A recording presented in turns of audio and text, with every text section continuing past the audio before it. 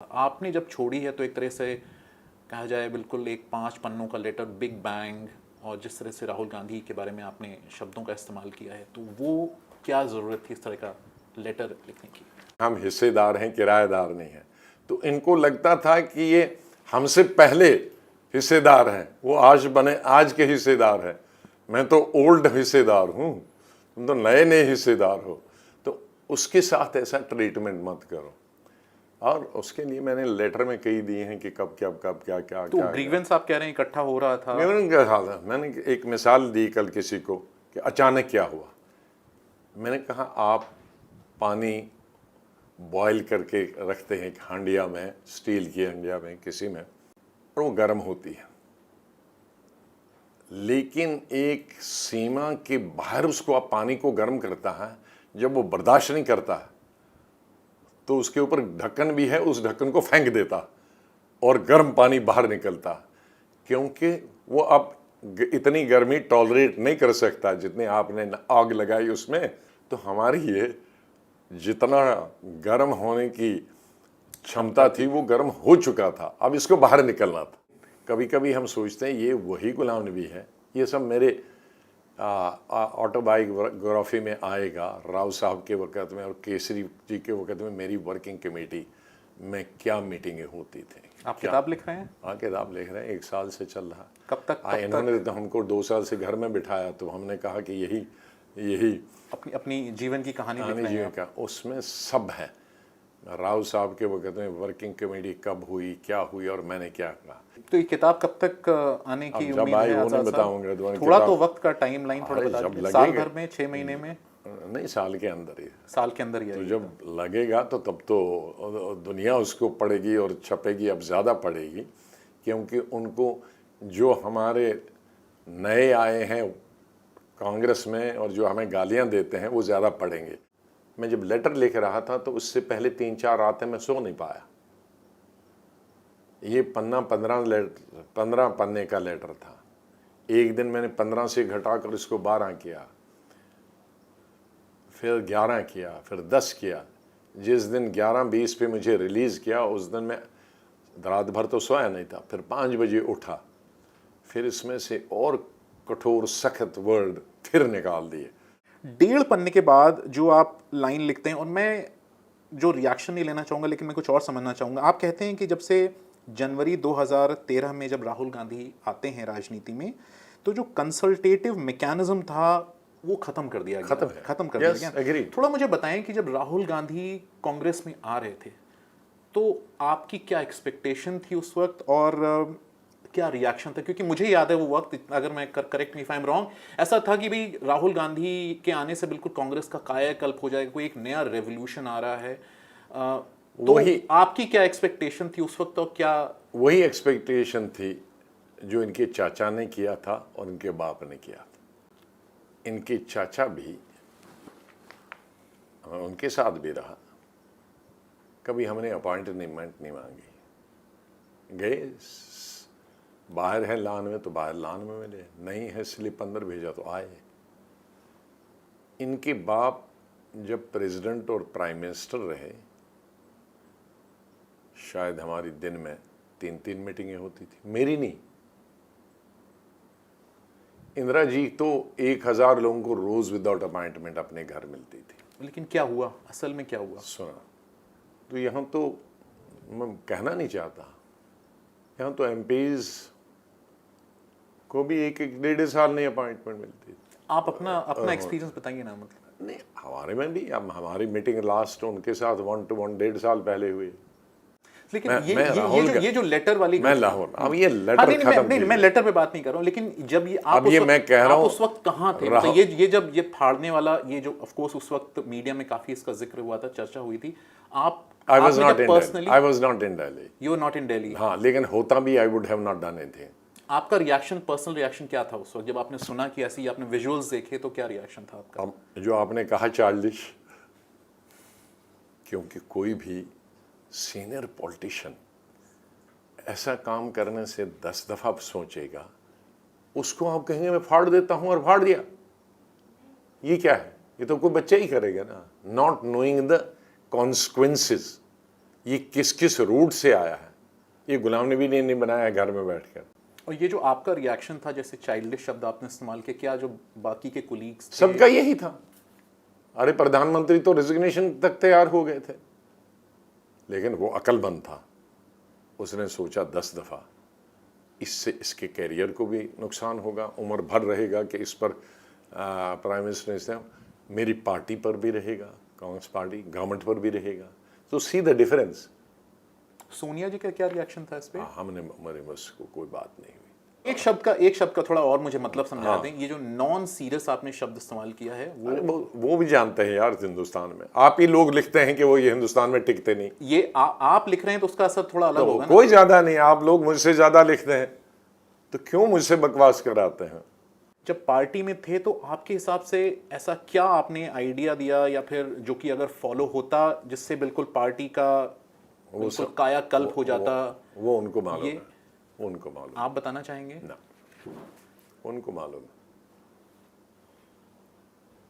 मैंने जब उल्लेख किया है 2013 की रिकमेंडेशन, वो रिकमेंडेशन उनके पास, कितनी दफ़ा मैंने रिमाइंड की, वो भी उनके पास। एक दो भी जिक्र नहीं करना चाहेंगे आप, जो रिकमेंडेशन, जो इम्पोर्टेंट रिकमेंडेशन हो? जो वो कंपेन शुरू करना था, ब्लॉक में, डिस्ट्रिक्ट में, विलेजेस में, हाउस टू हाउस, गाँव में, हाउस टू हाउस, शहरों में, ब्लॉक में, डिस्ट्रिक्ट में, अक्रॉस द कंट्री, ये तमाम चीज़ें थी। ये जो पार्टी है इसके बारे में थोड़ा बताएं। आपने कहा है कि इंडिपेंडेंट पार्टी होगी, ये कब लॉन्च या खुश इस बारे में सोचा बताया है कि अभी नेशनल लेवल पे कोई ज़रूरत नहीं। जम्मू कश्मीर में अगर हम बात जम्मू कश्मीर इसलिए क्योंकि नेशनल लेवल कोई जल्दी नहीं है, और नेशनल लेवल में कोई मैं अकेला नहीं हूँ, जो भी होंगे चाहना चाहेंगे और उनकी अनुमति से होगा, उनकी सजेशन से होगा, शायद उसको कोई और लीड करेगा, नॉट नेसेसरली मी। मतलब ऐसा हो सकता है कि पार्टी आप बनाएं, उसको लीड कोई और करे? कोई और लीड, आई कैन बी सहयोगी ऑफ दैट। ये थोड़ी कोई डॉक्टर ने कहा he can be younger to me, he can be from younger generation, he और she can be from younger generation.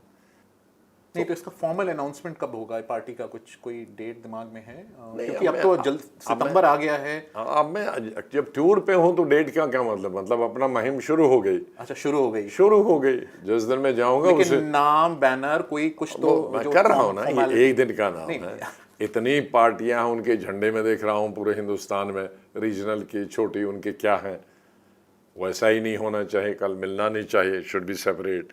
नाम तो मैं देख रहा था 500 इलेक्शन कमीशन की लिस्ट, तो रिकग्नाइज अनरिकग्नाइज कोई 600 पार्टियां हैं, तो आई हैव टू सी कि वो किसी का नाम नहीं है।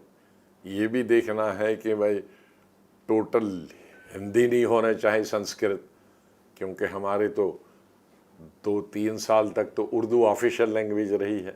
जब ऑफिशियल कहेंगे तो कोई रिलीजन से मुतालिक नहीं है, सभी रिलीजन वाले ऑफिशियल लैंग्वेज पढ़ते हैं। अब हिंदी आई है तो ना संस्कृत पूरी नाम होना चाहिए हिंदी का, न टोटल उर्दू जो किसी की समझ नहीं आए, तो सब बीच में हिंदुस्तानी, जो पंडित नेहरू ने हिंदी और उर्दू का जो सारांश निकाला था, निचोड़ निकाला, उसको उन्होंने कहा था हिंदुस्तानी। तो अभी आप देख रहे हैं, तो सब मेरे नाम चेक मैं खुद भी देख रहा हूँ, फिर जम्मू वालों को कहूँगा भाई आपको नाम चलेगा, कश्मीर वालों को कहोगे ये नाम चलेगा, वो कहेगा जी नहीं ये ज़्यादा कश्मीरी नाम है, तो जम्मू वालों को समझ नहीं आएगा। जम्मू वाले कहें, कश्मीर वाले कहेंगे ये ज़्यादा जम्मू वाला डोगरा ही नाम है, हमें नहीं समझ आएगा गाँव में। You know these are very, इसीलिए उनमें और मुझ में फ़र्क है यहाँ लीडरों में। लेकिन आज़ाद साहब, ये जब से आपने नई पार्टी की बात कही है, एक जो कमेंट मैं सुन रहा हूँ वो सोशल मीडिया पे कि देखिए अमरिंदर सिंह जी ने जो पार्टी की शुरू की उसका क्या हश्र हुआ। तो ये आई विश अमरिंदर सिंह को वही सपोर्ट होता पंजाब में जो मेरे था, because Amarinder Singh was isolated unfortunately. I am not isolated, I have isolated the parent organization in my state. That is the difference, one word.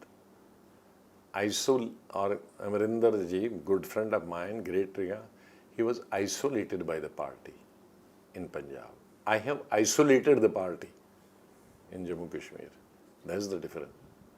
कई तरह के आरोप लगेंगे कि भाई आपको राज्यसभा की सीट नहीं दी गई, प्रधानमंत्री मोदी से आपके, जो मैं सुन रहा हूँ, जो कांग्रेस की तरफ से उनके साथ अच्छे संबंध हैं आपके, आपका खुद भी कोई पॉलिटिकल बेस नहीं है, ये जो आरोप हैं इन पर आप क्या कहेंगे? अनपढ़ है इसलिए मैं कह रहा हूं। अगर पढ़े लिखे तो अध्ययन करते।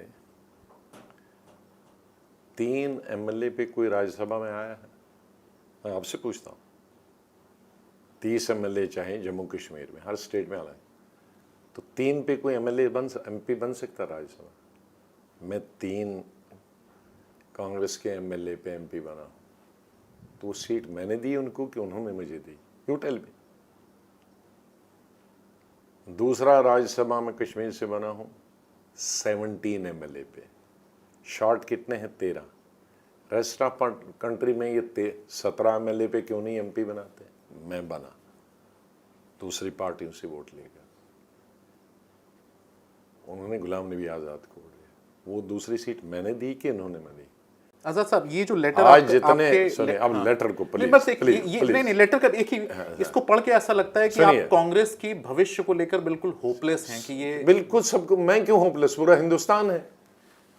आप कोई ये देश की इतनी पुरानी पार्टी, अरे मेरे बड़ी सुनिए, अपोजिशन पार्टी, आप इतने साल देश में राज किया। आप 75 साल में बंगाल में तकरीबन 250 सीटों में 0 सीट मिलता है अलायंस में करके भी, तो ये चिंता का विषय नहीं। आपको यूपी में कहेंगे मुझे कि आज से पहले आप जनरल सेक्रेटरी थे, जो मुझे जनरल सेक्रेटरी बनाया जबरदस्ती बनाया था, आई वॉज अलोक। मैंने कहा मुझे नहीं बनना यूपी का, तो भी 7 सीटें आई थी, तो भी 9% कुछ वोट आया था। आज 2% आया वोट और 2 सीटें आई। और वो 2 सीटें भी कैसे आई? वो प्रमोद के, उसमें कोई क्रेडिट नहीं सकता। प्रमोद तिवारी, प्रियंका गांधी भी तो थी जिनके बारे में आपने एक शब्द भी नहीं लिखा है इस लेटर में। वो मैं कहना नहीं सकता हूँ। मैं तो कांग्रेस की, हम यहाँ पे राजनीतिक पार्टी की बात कर रहे हैं ना। तो मैं प्रियंका गांधी को दोष नहीं दे रहा हूँ। कांग्रेस का जो माहौल बना है, वातावरण बना है, उसमें प्रियंका गांधी क्या करती, गुलाम नबी आजाद क्या करता? तो देश के विपक्ष का क्या भविष्य है आपके हिसाब से? अगर कांग्रेस का कोई होपलेस केस आप देखते हैं तो? अरे केस ये तो होपलेस हमने बनाया ना, यही तो गुस्सा है। क्योंकि सीरियस नहीं लिया, नॉन सीरियसली लिया तो होपलेसनेस हो गया आगे।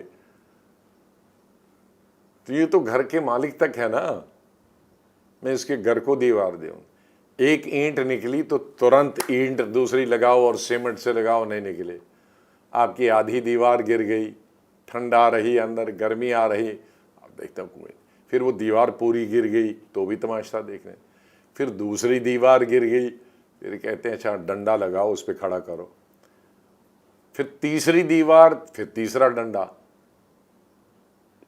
चौथी दीवार गिर गई, फिर डंडा लगाया। अब तो इसका इंतजार कर रहे हो छत गिरेगी उसके नीचे मर जाओ, और क्या होगा? तो अक्लमंद आदमी है, घर की दीवार पुरानी जितनी होती है, पुरानी पार्टी है हमारी, थी, अब तो थी हो गई है, अब तो थी हो गई मतलब आपका जो नहीं, मतलब हमारे ठीक है। अभी हमारा दिल तो दिल ही है ना। 50 साल का ये एक दिन में थोड़ी बदलेगा। इसके लिए तो हार्ट ट्रांसप्लांट करना पड़ेगा, और ब्रेन, हार्ट करेंगे तो ब्रेन भी करना पड़ेगा। तो ये जो हमदर्दी है, ओल्ड हैबिट्स डाई हार्ड, तो ये भी ओल्ड मेमोरी को इरेज करना, ये कंप्यूटर नहीं है, ये तो भगवान ने बनाया है, इसको इरेज कंप्यूटर की तरह नहीं होगा। तो हमें दुख है